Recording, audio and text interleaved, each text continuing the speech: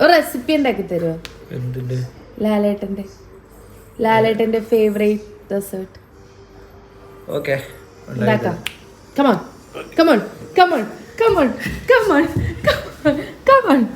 കിച്ചണിലേക്ക് കയറിക്കോളൂ. ആവശ്യമായിട്ടുള്ളത് നേന്ത്രപ്പഴം, ശർക്കര, നെയ്യ്. ഇത് നമുക്കിനി ഇങ്ങനെ സ്ലൈസ് ആയിട്ട് കട്ട് ചെയ്തെടുക്കണം.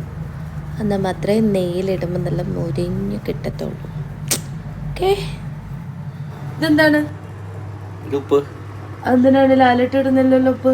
ലാലേട്ടൻ്റെ ഇത് എൻ്റെ ഒരു റെസിപ്പിയാണ്. എന്ന് വെച്ചാൽ മധുരം ബാലൻസ് ചെയ്യാൻ വേണ്ടി. മധുരം ബാലൻസ് ചെയ്യാൻ വലിയ പാചകക്കാരൻ. ഇതെന്താണ്?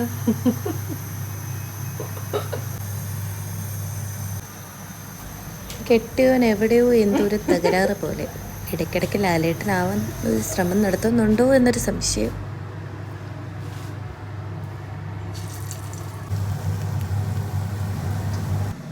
അങ്ങനെ കൊച്ചു വർത്താനമൊക്കെ പറഞ്ഞു തന്നപ്പോൾ ഒന്ന് ടേസ്റ്റ് ചെയ്ത് നോക്കാനൊരാഗ്രഹം. ചാടിച്ചു അപ്പം തന്നെ.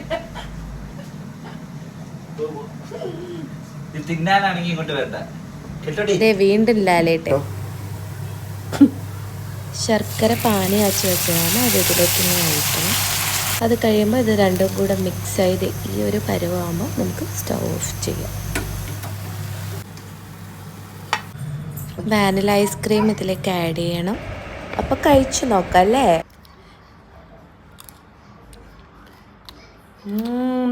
എന്തായാലും സൂപ്പർ ആയിട്ടുണ്ട്. എനിക്ക് ഒത്തിരി ഇഷ്ടപ്പെട്ടു. പ്ലേറ്റ് കാലിയാണ്. സൂപ്പർ ആയിട്ടുണ്ട്. Thank you so much.